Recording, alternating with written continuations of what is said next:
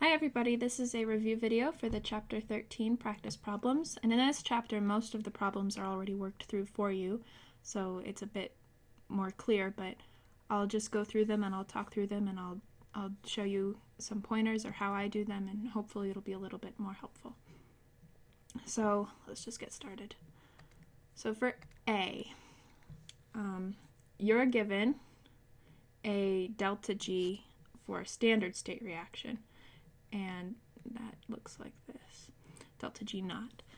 But we are asked to find delta G under physiological conditions, and that's different with the temperature, because temperature in standard state is 25, but the temperature that we're looking at is 37 degrees. And it's also different with the concentration of the product and the reactants. So in standard state, you're using 1 molar for everything, but in this, it's different for each of them. So we want to find out what is delta G for this reaction. There's no delta, there's no naught, it's just delta G for this reaction. And we are given the answer already. So let me just talk you through it. This is the equation that we're using to find delta G. This is what we want to find in the end. We're given this already. This is under standard state. This is a constant, the R constant. Temperature we're given as 37 degrees Celsius, physiological. And Q, we have to figure out, this is the mass action ratio. So it's the concentration of products over the concentration of reactants. And once you find all these, it's easy to find delta G. So the only really maybe a little bit confusing or fuzzy, not too clear part of this is how they found RT. And that's just because they skipped over a step. So to find RT, we know temperature is 37 degrees Celsius. But in this equation, you want to use it in Kelvin. So you add 273 degrees to that to get Kelvin. And that gives you 310 Kelvin? Yeah. 310 Kelvin. So that's the temperature you're using under physiological conditions. And you want to multiply that by R. And the R constant is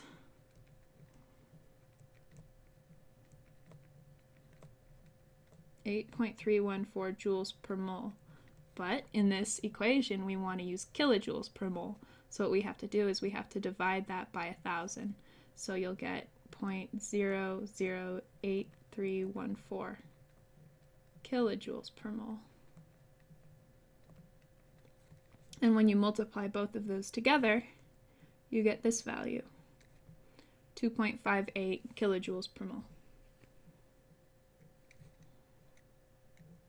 Okay.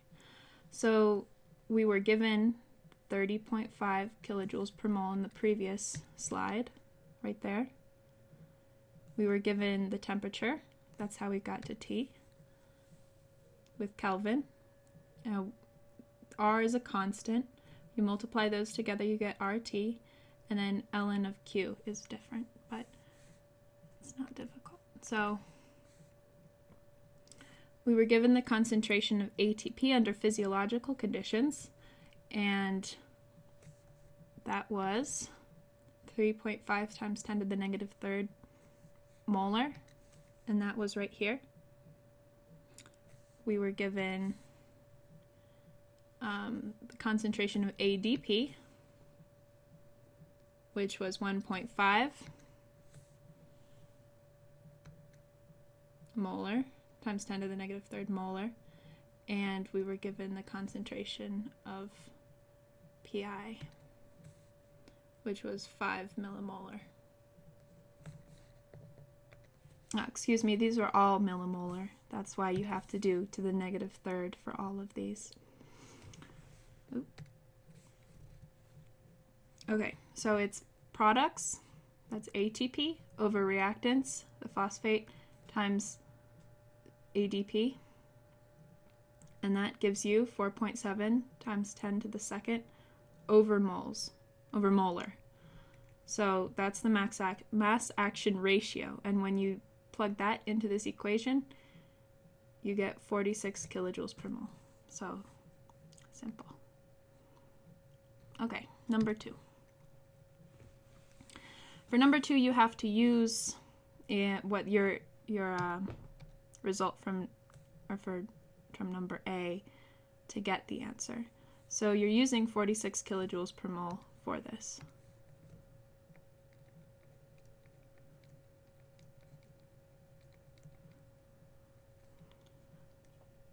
This is your delta G for ATP at physiological conditions.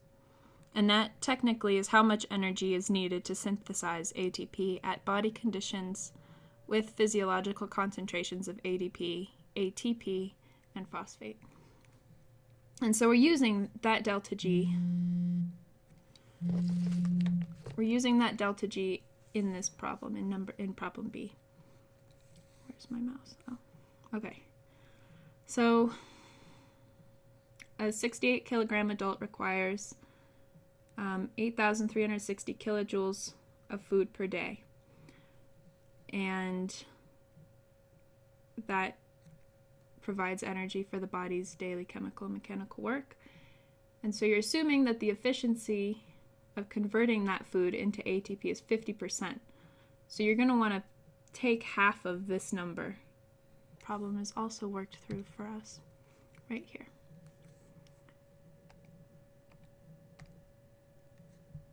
Okay. So we have 8,360 kilojoules per day times 50% gives us 4,180 kilojoules per day. Kilojoules we need to produce ATP.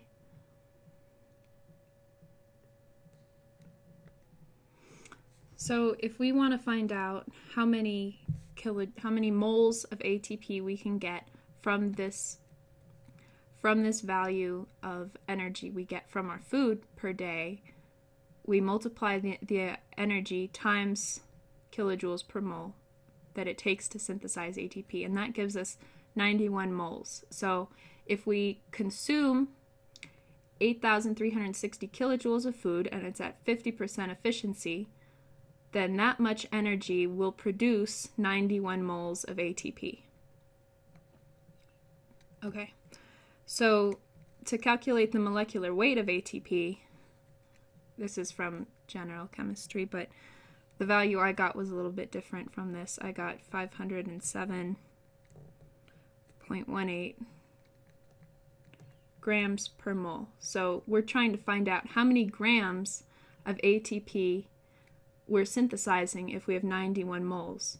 So to do that, we do that 91 moles of ATP times, and then I did 507.18 grams per mole, and I got 46,153.37 grams. And you move the decimal place over 3 points.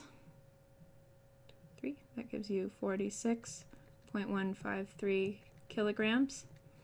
And if we're looking at sig figs, it's just 46. So it's the same number, even if this is a little off.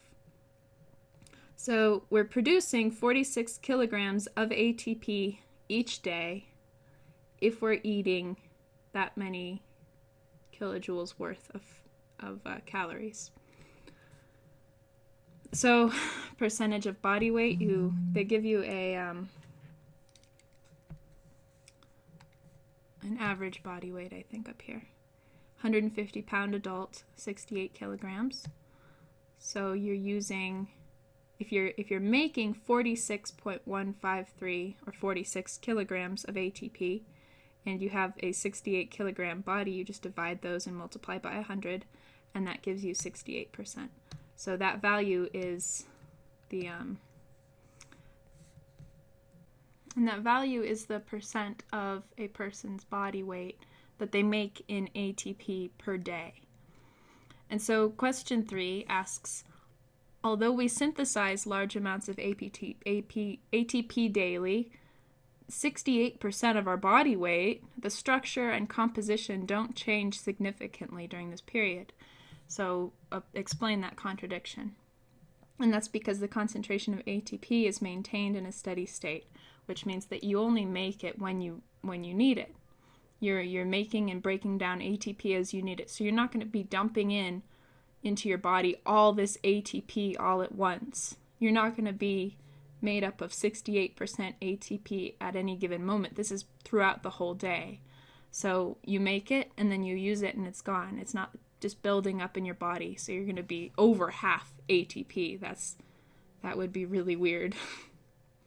Okay, so moving on to the next problems. I hope you know that for these problems, when you download the PowerPoint, the answers to all of these problems are given in the notes, so you can find these answers. What's going on? Okay.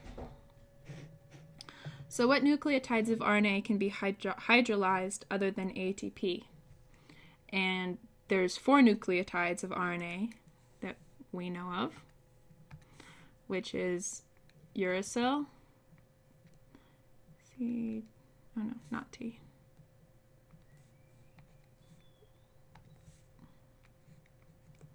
UCGA. And so ATP is made up of this one, so the other 3 are those. And that's the answer to that one's right down here. UTP, GTP, and CTP. And those are hydrolyzed the exact same way as ATP is. Okay.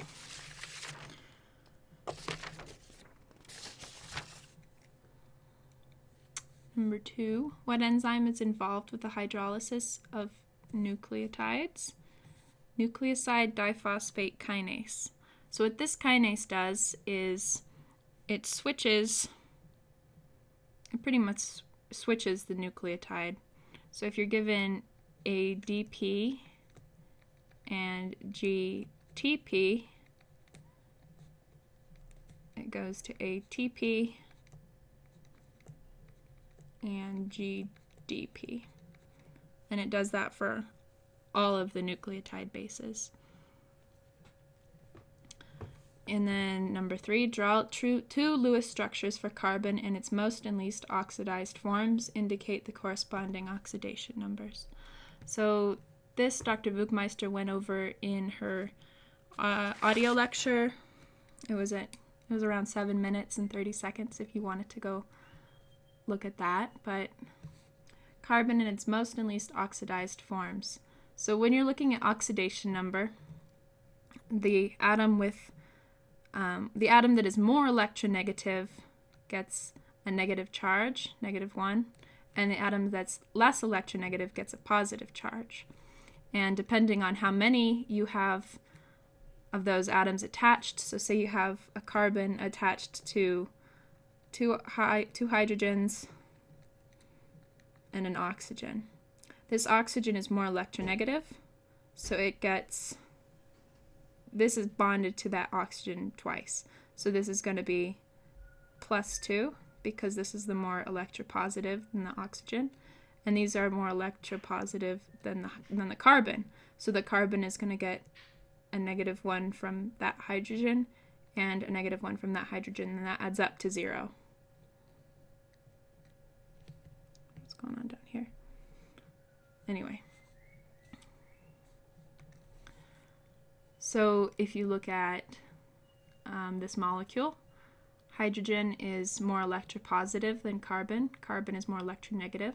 So it's going to get a negative charge from that, a negative charge from that, a negative charge from that, and that adds up to carbon with an oxidation number of -4. All of these hydrogens have an oxidation number of +1. But we're just looking at carbon. And then for this one, carbon is more electropositive than the oxygens. And you count the double bond as 2. So if it's bonded to an oxygen twice, that means it has +2. And over here, also +2. And carbon can only form 4 bonds total, so it's not going to get any more than that. And that's the most oxidized, and that's the most reduced. Anyway, I hope that was helpful. We're going to be doing more review videos on practice problems. And once again, if you have any suggestions for videos, review videos that you want to see, please let us know. We're still waiting for some suggestions. We're always open to that. We want to help.